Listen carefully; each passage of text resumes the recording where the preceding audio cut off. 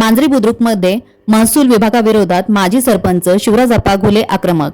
अधिकाऱ्यांवर आर्थिक पिळवणुकीचे गंभीर आरोप. मांजरी बुद्रुक परिसरातील सर्वसामान्य नागरिकांच्या घरांच्या प्रश्नावरून आता महसूल विभाग आणि माजी सरपंच शिवराजप्पा घुले यांच्यात संघर्षाची ठिणगी पडली आहे. नमस्कार. माझी गाव कामगार तलाठी ज्या मॅडम आहेत आमच्या ताईंना माझी विनंती आहे की ताई, ज्यावेळेस तुम्ही नोटिसा बजावल्या त्या नोटिसा बजावल्यानंतर आम्ही त्याच्यावरती अपील केलं. अपील केल्यानंतर निकाल आमच्या विरोधात जाऊ द्या. तो निकाल विरोधात गेल्यानंतर त्याला एक मुदत असती आम्हाला अपीलला जाण्यासाठी. ज्या दिवशी आम्हाला ऑर्डर मिळाली त्याच्यानंतर 2 महिन्याच्या पर्यंत मुदत असती. ती मुदत डावलून नोंद घालायची घाई करायची काय कारण होते आणि कशासाठी चाललंय? जे तुम्हाला मी मागं बी मला वाटतं माहिती अधिकार टाकलंय आमच्यातल्या एकानी. यांना विचारलंय की मांजरी गावात झालेले खड्डे किती खड्ड्यांचं यांनी पंचनामा केला. मांजरी गावामध्ये चाललेल्या अनऑथराइज बिल्डिंग आहेत, त्याचा एनए टॅक्स भरला गेला नाही किंवा त्याच्यात कसल्याही प्रकारचा टॅक्स केला, शासनाची पूर्ण फसवणूक झाली. त्याच्यामध्ये किती लोकांना नोटिसा बजावल्या आणि यांनी काय काय कारवाई केली? मग माझा यांना एक प्रश्न विचारायचा आहे. आता काय महिला आहेत त्यामुळे मला जास्त काय त्यांना हे करता येत नाही, पण तरी पण माझी अशी विनंती आहे की ताईंनी सांगावं की जर तुम्ही इथं गाव कामगार तलाठी म्हणून बसलाय तर सर्वसामान्य जो न्याय आहे आणि बिल्डरांना वेगळा न्याय आहे का? तो पैशासाठी आहे का वेगळा न्याय? तो कशासाठी आहे? बिल्डरांना नोटिसा का दिल्या नाही आणि दिल्या तर आत्ता मला सांगा मीडियासमोर की किती लोकांना दिल्यात आणि त्या नोटिसांची आम्हाला पोच दाखवावी अशी आम्हाला विनंती आहे. आमचं म्हणणं आहे की सगळ्यांना एकच नेम लावावं, एवढीच विनंती आहे माझी ताईंना. मला एक प्रश्न करा. तुम्ही एक सगळं असं वाचून एक प्रश्न करा. मला आदेश प्राप्त झाला याचावाला. मला आदेशानुसार मी नोटिसा वाटल्या वरिष्ठ कार्यालयातर्फेच आणि त्याच्यानुसार नोंद घेतली. जर तुमच्याकडे जर आदेश प्राप्त झाला असेल त्याला वरिष्ठ कार्यालयाचा तर तुम्ही तहसीलला रिसर सादर करा की तिथून मला जर जे आलंय ते त्याच्यावर मी कारवाई करेल. तशी त्याच प्रकारे जर तुमचा आदेश असेल स्थगिती आदेश असेल स्थगिती आदेश द्या किंवा कमी झाला असेल तर तो पण आदेश द्या. नाही आमचं म्हणणं आहे ताई, 2 महिन्याची मुदत असते ती का पाळल्या गेली? नाही, माझ्या आदेशमध्ये 2 महिन्याची मुदत नाही दिली. नाही, सगळ्या कायदेशीर सगळ्यांना आदेशामध्ये मुदत पिरियड नाही दिला होता त्यांनी. मग तो चुकीचा आदेश केला का मॅडम? तुम्हाला असं म्हणायचंय का? नाही, ते मी भाषण ऐकू शकते. नाही ना ताई, असं नाही ना. जर कायदा आहे तर मग तो आदेश जर त्यांनी टाकला नाही तर मग त्यांनी तो जाणीवपूर्वक टाकला नाही का? किंवा मग मॅडमनी तो चुकीच्या पद्धतीने आदेश केलाय का? नाही, तुम्ही सांगितलं पाहिजे ना आम्हाला. आता लोकांना जाहीर कळलं पाहिजे, बाकी काय नाही आमचं म्हणणं. ते पण तुम्ही स्टे ऑर्डर आणला असेल किंवा वरिष्ठाचा आदेश असेल तुम्ही द्या रिसर, त्याच्यानुसारच कार्यवाही होणार. मॅडम तुम्ही म्हणता त्याच्यात कार्य मर्यादा नव्हती, टाइम मर्यादा नव्हती, पण त्याच्यानुसार आपण मग ते चुकीचा आदेश लिहिलाय का ते तरी सांगा ना आम्हाला. मॅडम तहसीलदार मॅडम चुकीचा आदेश केला असं म्हणा, किंवा त्याच्यात नाही टाकली तर मग ती काय नाही टाकली तेच त्याचा खुलासा द्या. तुम्हाला काय वाटतंय ते सांगा. टाकायची गरज होती का नव्हती ते सांगा. आदेशावर मी भाष्य करू शकत, ते वरिष्ठ कार्यालयाचं आहे. मला फक्त नोटिसा बजावणी वरून आल्या, मला नोटिसा मी खाली बजावल्या. ऑब्जेक्शन नाही आमचं ऑब्जेक्शन आहे की झालेला निकाल झाल्यानंतर अपिलाची जी मुदत असते, आम्ही अपिलात जासपर्यंत घाई नोंद घातली का? तर अपिलात जर जाण्यासाठी जी मुदत असते ती मुदत तुम्ही म्हणता आदेशात टाकली नव्हती. आदेश होता का? एप्रिल 5 मध्ये आदेश झालाय. मी तुम्हाला त्याच्यानंतर नोंद आपण आम्हाला ऑर्डर मिळाल्यानंतर आदेश कधी झाला नाही. आम्ही जर आम्हाला त्यांनी सांगितलं कळाल्यानंतर आम्ही तिथं रितसर अर्ज करायला लागतो. अर्ज केल्यानंतर आम्हाला आदेश मिळतो आणि मग आम्ही आपल्याला द्यायला लागतो. आम्हाला तुम्ही सर्टिफाईड कॉपी दिल्यानंतर 2 महिने मुदत असती, ती मुदत टाकली नव्हती म्हणून तुम्ही नोंद घातली का? काय ते सांगा ना. समज तुम्हाला पोस्टने पाठवली होती सगळ्यांना? नव्हती आली, सगळ्यांना पाठवली. पोस्टाची पोच आहे माझ्याकडे, पोस्टाची पोच आहे सगळ्यांनी. पोस्टाची पोच आहे आणि तुमच्या याच्यामध्ये पण एक उत्तर आहे की 30 तारखेला भेटले. आमच्या सगळ्यांच्या घरी आदेश द्यायला, ते पत्र द्यायला, मी नोटिसा द्यायला मी स्वतःच आली होते. मी स्वतः नोटिसा दिल्या ना, मी कुठं नाही म्हणते. घेत नाही म्हणून तुमच्याकडून आम्ही. मग तुम्हाला लिहून द्या म्हटलं, नाही घेतलं. मी काय जबरदस्ती नाही केली नोटिसा घ्यायला. मोठ्या बिल्डर्सच्या 2025 मधील बांधकामांना अभय दिले जात असल्याचा, तर दुसरीकडे सर्वसामान्यांच्या आणि गरिबांच्या घरांवर कारवाई केली जात असल्याचा गंभीर आरोप माजी सरपंच शिवराजप्पा घुले यांनी केला आहे. मांजरी बुद्रुक येथील तलाठी, लोणी काळभोर येथील अप्पर तहसीलदार आणि थेऊर येथील सर्कल अधिकारी यांच्याकडून नागरिकांची आर्थिक पिळवणूक होत असल्याचाही आरोप या प्रशासन माध्यमांशी बोलताना केला। याच आरोपांच्या पार्श्वभूमीवर शिवराज आप्पा घुले यांनी एक वेगळे पाऊल उचलले आहे। मांजरी बुद्रुक, लोणी काळभोर आणि थेऊर येथील संबंधित महसूल कार्यालयाच्या बाहेर त्यांनी मोठे फ्लेक्स लावले आहेत। या फ्लेक्सवर लाचलुचपत प्रतिबंधक विभागाचा तक्रार हेल्पलाईन नंबर 1064 देण्यात आला असून नागरिकांना काही गैरप्रकार किंवा पैशांची मागणी होत असल्यास तक्रार करण्याचे आवाहन करण्यात आले आहे। तसेच नागरिकांना काही माहिती किंवा तक्रार असल्यास आपल्याशी संपर्क साधावा असेही आवाहन शिवराज आप्पा घुले यांनी केले आहे। दरम्यान मांजरी बुद्रुकमधील वतन जमिनीवरील घरांचा प्रश्नही त्यांनी उपस्थित केला आहे। ज्यावेळी नागरिकांनी जमीन खरेदी केली त्यावेळी लागू असलेल्या नियमांनुसार नजराणा दर आकारूनही घरे नियमित करावी अशी त्यांची मागणी आहे। तसेच सर्वसामान्य नागरिकांना त्रास देणे आणि त्यांची आर्थिक पिळवणूक करणे थांबवावे, संबंधित अधिकाऱ्यांच्या कामकाजाची चौकशी करून दोष असल्यास प्रशासनाने कारवाई करावी अशी मागणी त्यांनी केली आहे। या मागण्या मान्य न झाल्यास पुणे जिल्हाधिकारी कार्यालयासमोर बेमुदत धरणे आंदोलन आणि जन आक्रोश आंदोलन सुरू करण्याचा इशाराही शिवराज आप्पा घुले यांनी दिला आहे। दरम्यान प्रशासन माध्यमांच्या प्रतिनिधींनी संबंधित महसूल अधिकाऱ्यांकडून या आरोपांबाबत प्रतिक्रिया जाणून घेण्याचा प्रयत्न केला। तलाठी लोहकरे मॅडम, अप्पर तहसीलदार तृप्ती कोलते पाटील मॅडम आणि थेऊरचे सर्कल अधिकारी रामचंद्र करे साहेब यांना याबाबत प्रतिक्रिया विचारण्यात आली। यावेळी त्यांनी नागरिकांकडून करण्यात येणाऱ्या आरोपांबाबत आपली बाजू मांडत स्पष्टीकरण देण्याचा प्रयत्न केला। त्यामुळे आता या संपूर्ण प्रकरणात प्रशासन या आरोपांची चौकशी करणार का?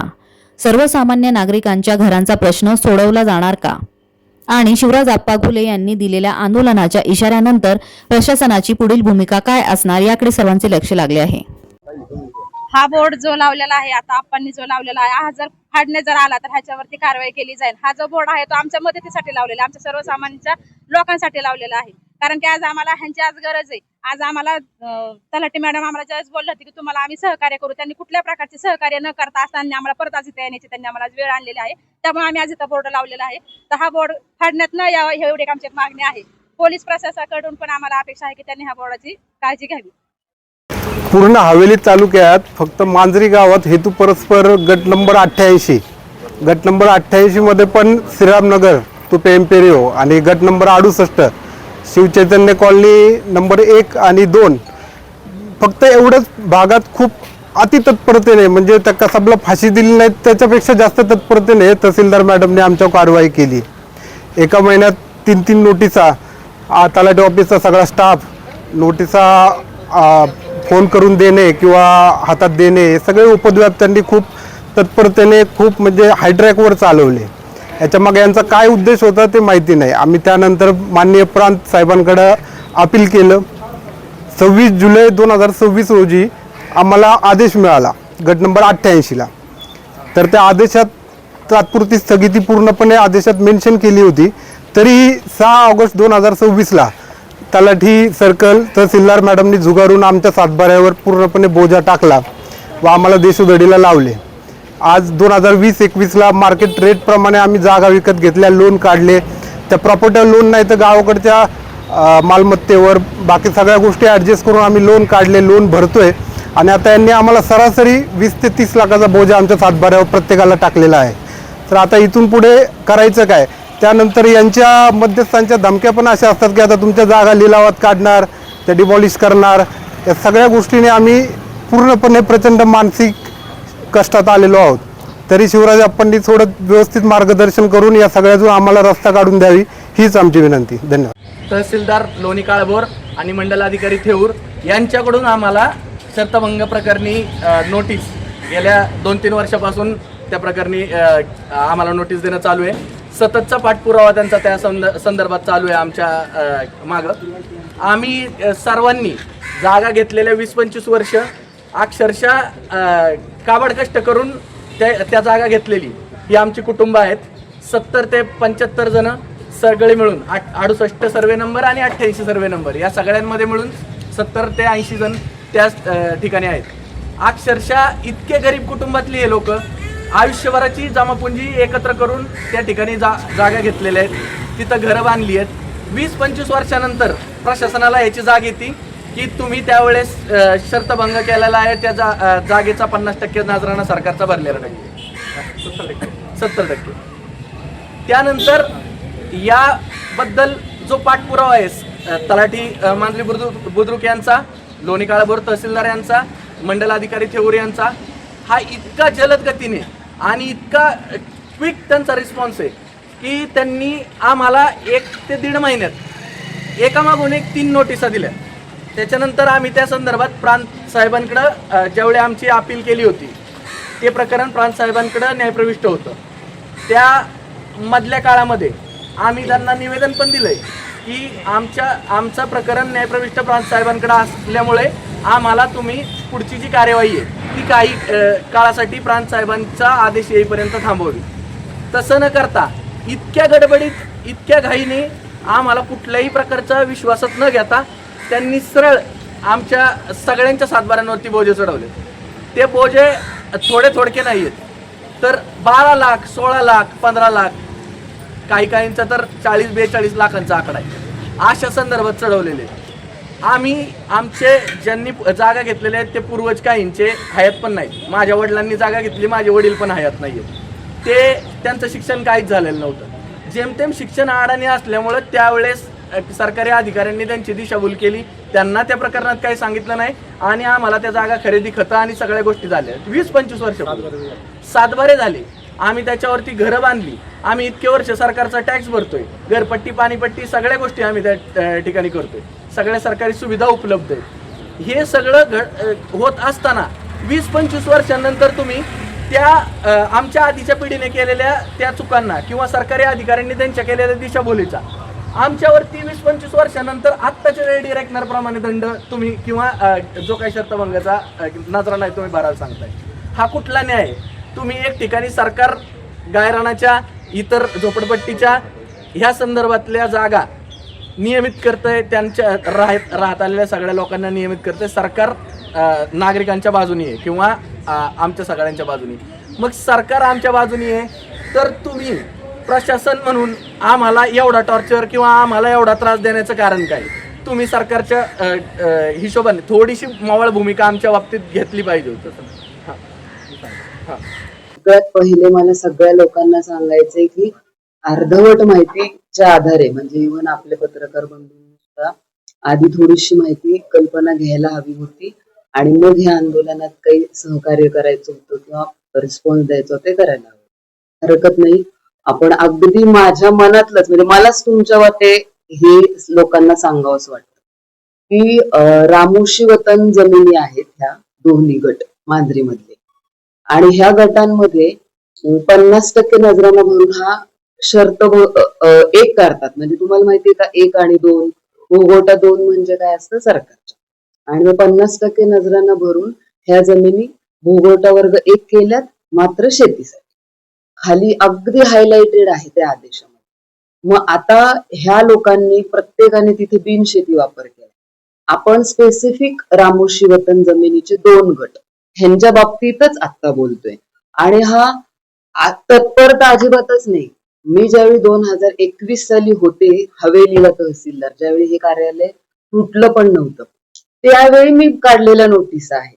दुर्दैवाने त्याच्यानंतर सस्पेन्शन झालं, मी तिथे नाही.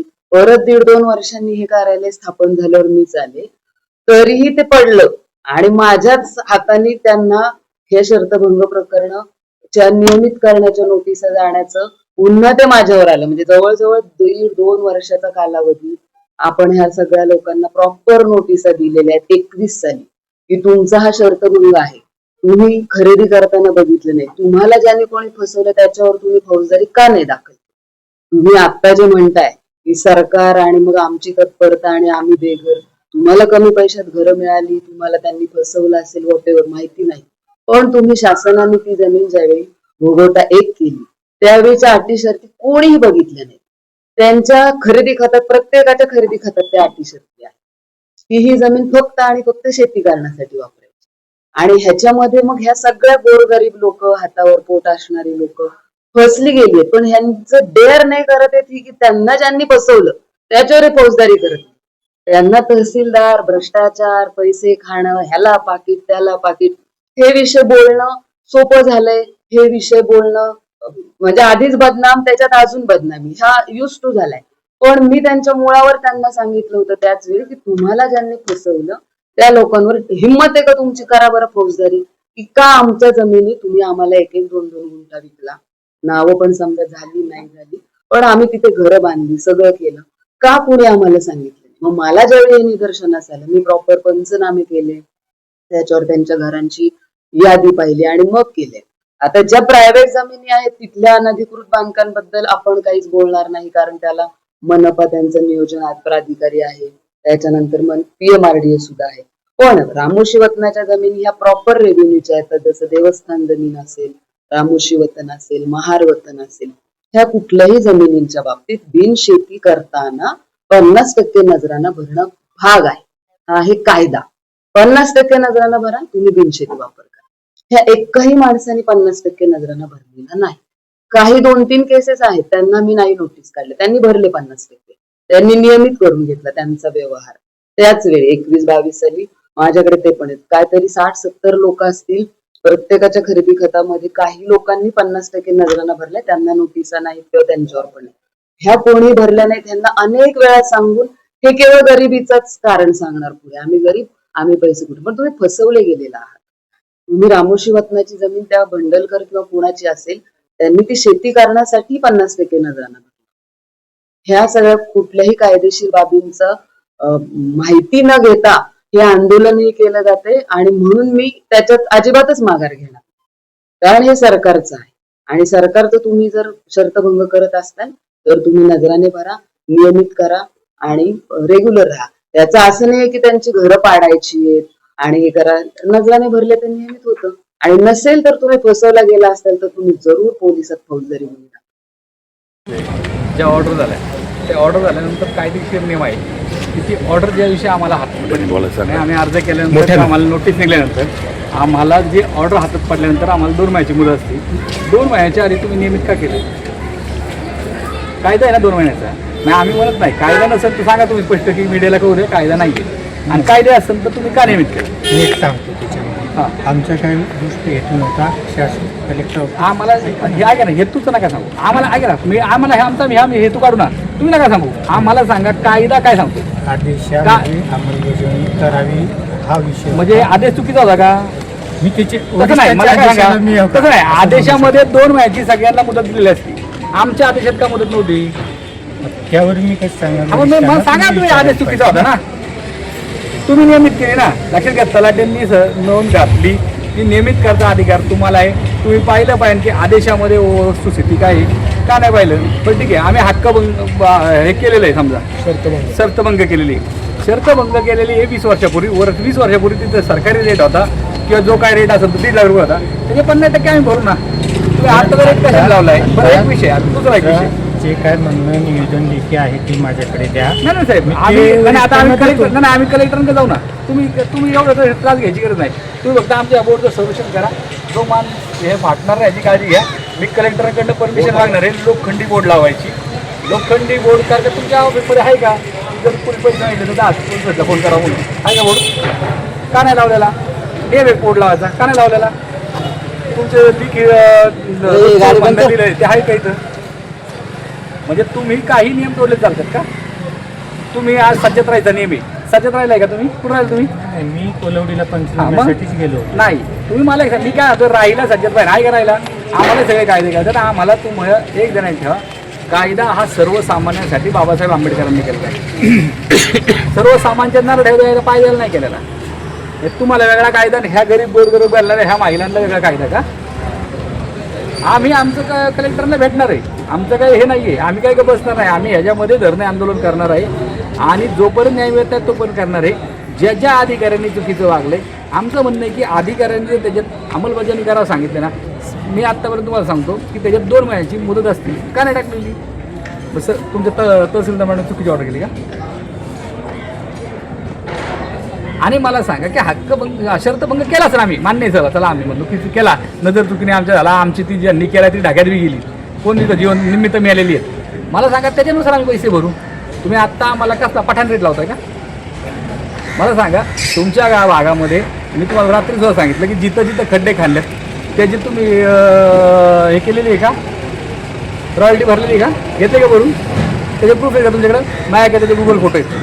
तुम्ही त्याची कारवाई करणार आहे का? ज्या 2005ला येणे ऑर्डर कॅन्सल झाली त्याच्या आधी येणे ऑर्डरला जो टॅक्स होता तो टॅक्स ज्यांनी अनाथराज बिल्डिंग बांधल्या त्यांच्याकडे वसूल करणार आहे का?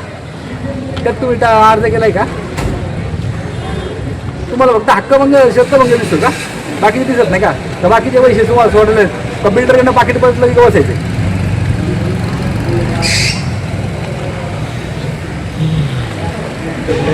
उत्तर द्या साहेब. उत्तर द्या बसून काय होणार आहे? जे तुमचं म्हणणं आलेलं आहे, जे मी ऐकलेलं आहे की माझ्यावर नाही मला सांगा ना, वरिष्ठांना कळू. तुम्ही इथं आज तुमचं सर्कल म्हणून अधिकार आहे. तुम्हाला जर दिसलं की 2005च्या आधी ज्या अनऑथराईज बिल्डिंग बांधलेलं आहे, ज्यावेळेस एन ए टॅक्स भरणं गरजेचं होतं त्या लोकांनी एन ए टॅक्स भरलेला नाही म्हणजे त्यांनी शासनाची फसवणूक केलेली आहे.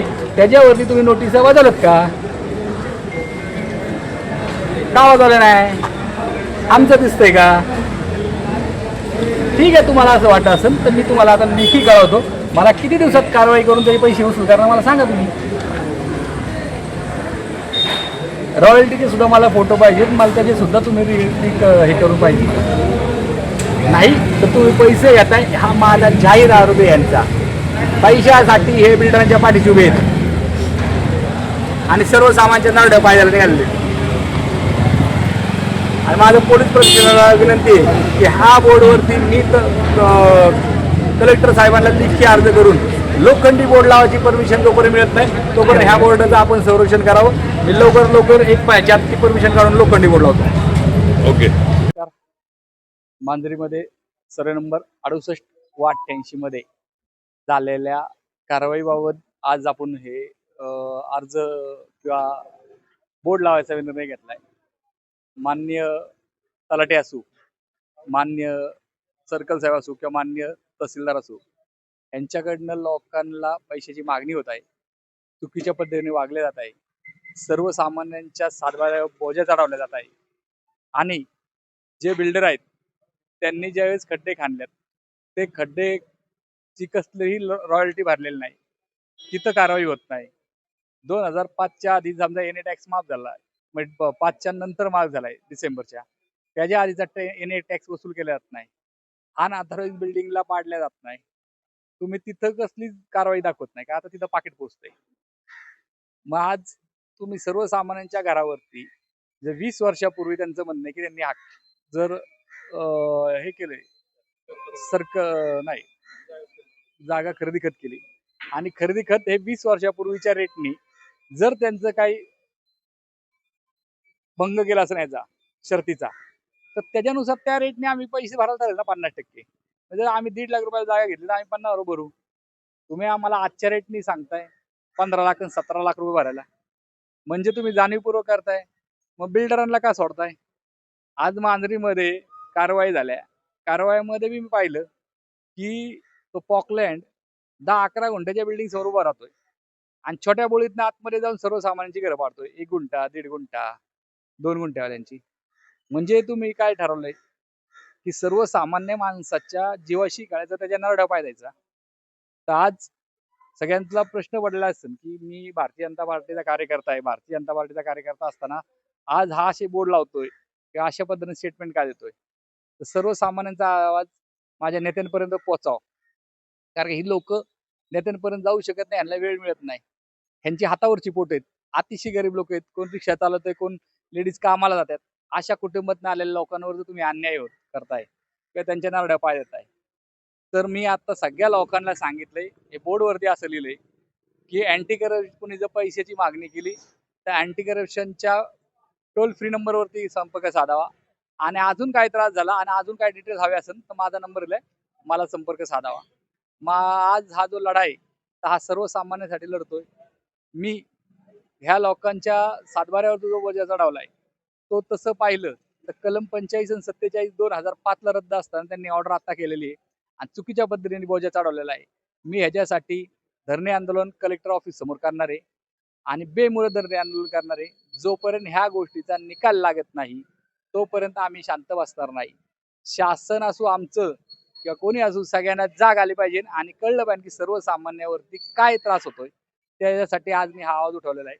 तर माझी अशी विनंती असेल मीडियाला बी की हा आवाज वरतीपर्यंत पोहोचला पाहिजे. कलेक्टर साहेबांपर्यंत पोहोचला पाहिजे. कलेक्टरला कळलं पाहिजे की खालच्या लोकांनी काय तमाशा घालून ठेवला आणि काय धिंगाणा घातलाय पैशासाठी. त्यासाठी हा आवाज उठवायचा मी प्रयत्न चालू केलेला आहे. तुम्ही तर आता बोलताना सांगितलं की म्हणजे भारतीय जनता पार्टीचा आपल्या गळ्यामध्ये भारतीय जनता पार्टीची तर गळ्यामध्ये आहे आणि या परिसरामध्ये भारतीय जनता पार्टीची एकनिष्ठ नेते म्हणून तुमची ओळख आहे या परिसरात. मग तरीही तुम्हाला स्वतःच्या सरकारच्या विरोधामध्ये अशी भूमिका घेताना सरकारच्या विरोधात नाही. सर्वसामान्य माणूस सर्वसामान्य माणूस मला रोज येऊन भेटणार आहे का? सर्वसामान्याला शक्य आहे का कुठं जाऊन भेटणं? मी सगळ्यांना एवढ्यांना गाडीत घालून नेऊ शकतो का सगळीकडे? नाही.